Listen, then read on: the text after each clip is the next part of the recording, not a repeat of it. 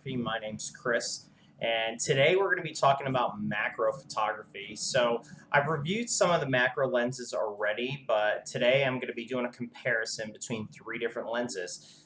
First lens I'm going to be talking about is the DX version of the AFS Micro Nikkor 40mm f2.8 lens. So, it's a DX lens, so keep in mind it's going to be cropped if you use this on an FX camera. Next one I'm going to be talking about is the AF Micro Nikkor 60mm f2.8 lens. Another really good macro lens. You can use it on FX or DX cameras. And then the last one I'll be talking about is the AF Micro Nikkor 105mm f2.8 lens. So keep in mind, all three of these lenses you can definitely use for macro photography. A lot of it's going to be preference. First, I'm going to go through cost. Then I'll go through the build quality of them, and then lastly, I'll go through quality of photos.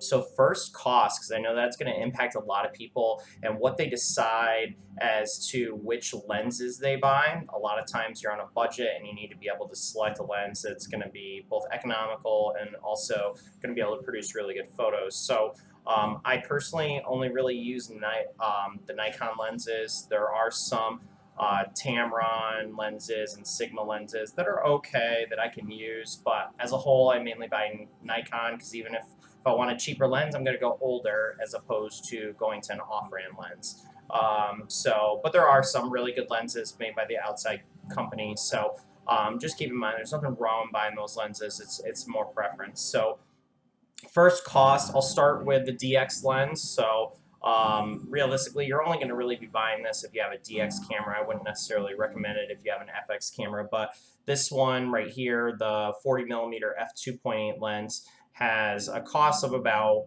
$250 if you buy it brand new, maybe $180 to $200 if you buy it used on eBay. So I buy all my lenses used as long as they're in good shape. I really don't care. I have no need to buy a brand new lens. Next one is the 60mm 2.8, so another autofocus lens. This one goes for about $140, $150 used on eBay. I think I got this one for $130. I got it for a steal.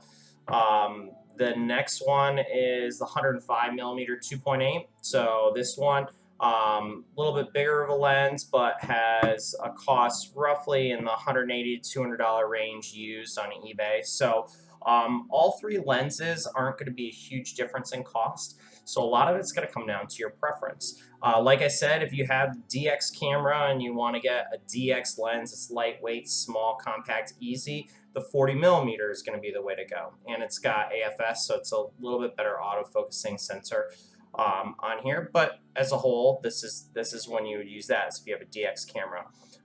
Now, as far as build quality goes, I just showed you the DX, the 40mm. This one, if you look at it, so this lens as a whole has, if I can get in focus here, so this lens basically is plastic on the exterior.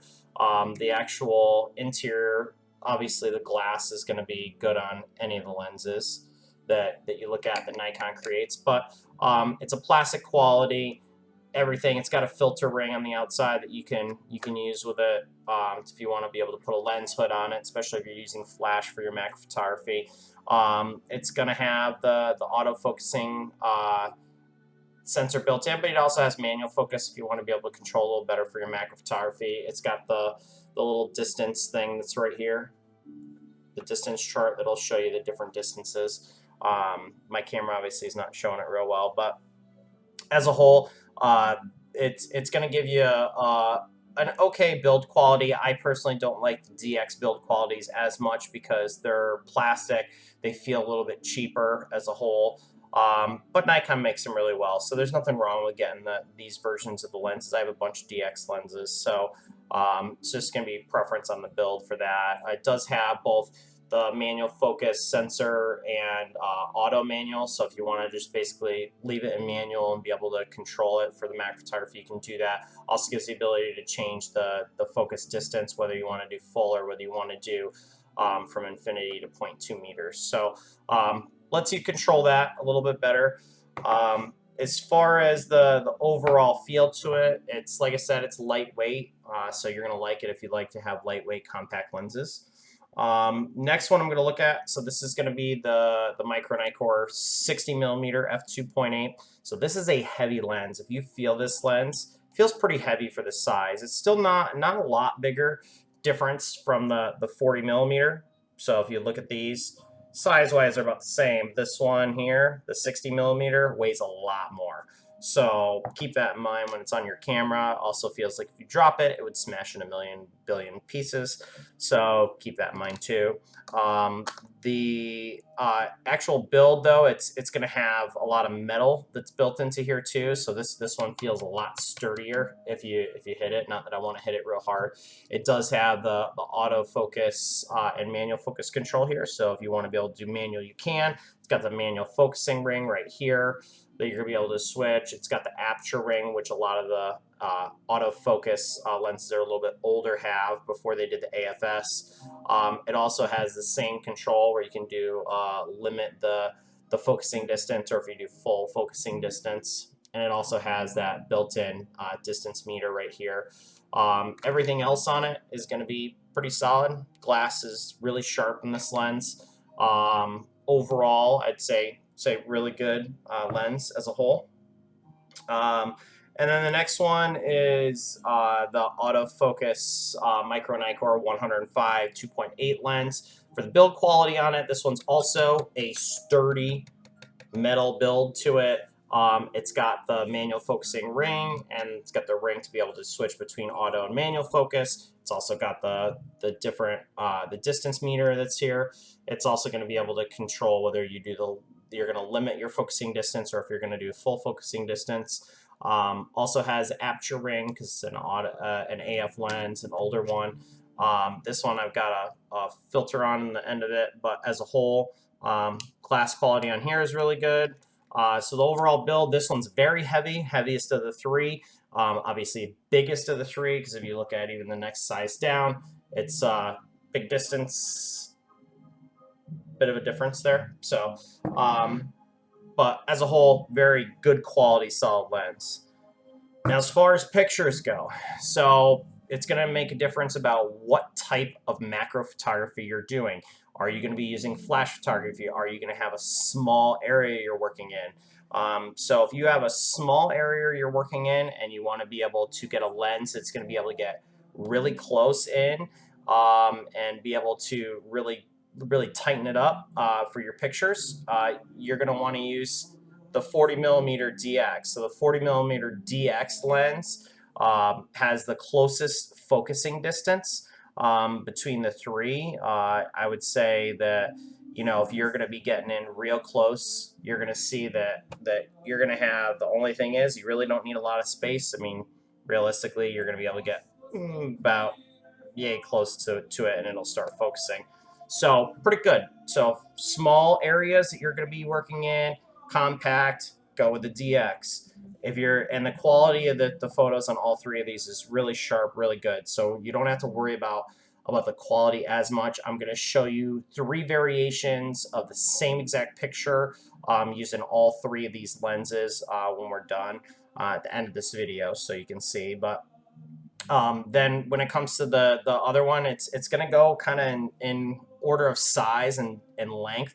So figure that the 60 millimeter is going to have a little bit longer of a focusing distance. I mean, you have to figure, not that you can see where my hands are, but you need to have a good distance between your subject and this lens to be able to do it. So if you're in a tight quarter, I would be careful about using that one, because you're going to need a little bit more distance between the two for the focusing.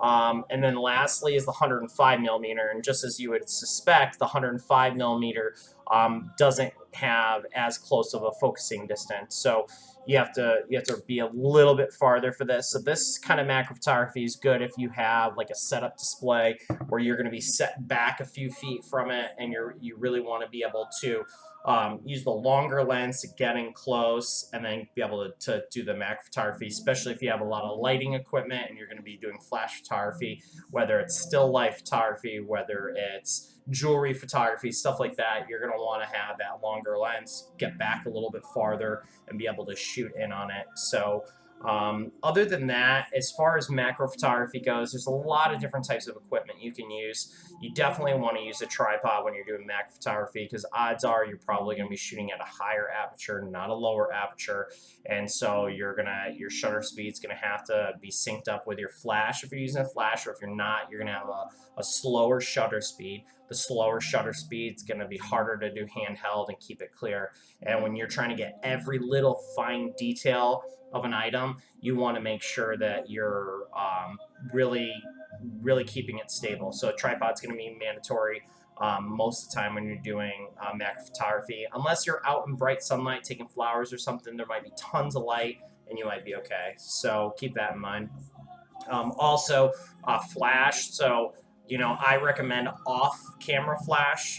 I really wouldn't use on-camera flash for macro photography. I've got the D300 sitting right here. So this is the D300 camera. It does have the built-in flash that's on here. I wouldn't use that for macro photography.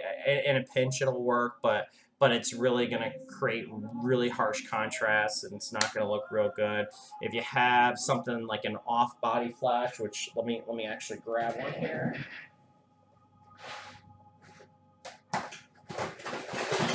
So if you have one of these units, like this one's an SB600 flash, you have something like this, which you can get for like $100 used now. They're pretty cheap.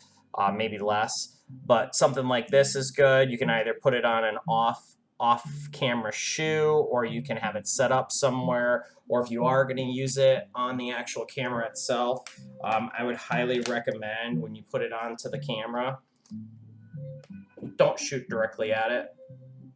Shooting like this isn't going to work well unless you have a diffuser on the end of it. You want to be able to shoot somewhere off or have something where it's going to bounce off into it. It'll give you a little bit better fill light as well. So we can go through all the setup and everything on a different video. But I just wanted to really give you an idea about the different macro lenses you can buy. In summary, all three lenses, really good lenses. None of them are going to be a poor choice when setting it up.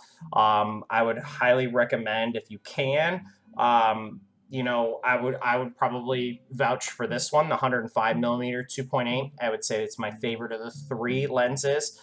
It's bigger, it's heavier. I like bigger, heavier lenses. It's how I am. I don't like the soft, lightweight, cheap ones. So, the 40mm is in a pinch. If I just need to be able to bring it somewhere and be in tight quarters, have something lightweight, and I have less space in my bag, I'm going to bring the 40mm. Otherwise, if I got unlimited space, I'm bringing the 105. And the 105 also works as a really good portrait lens, which I'll be making a portrait lens video on a different day.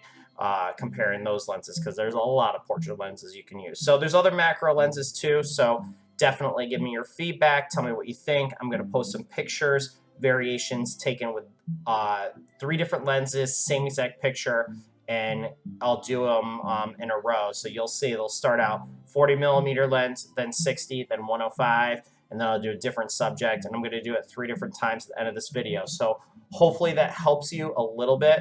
I'm also going to be shooting at a wide open aperture because I'm not going to be using any flash or anything, just so that you can see bare bones with that lens what it can do. So let me know what you think, and subscribe to my channel and like this post, and if you want, make a comment. Thanks.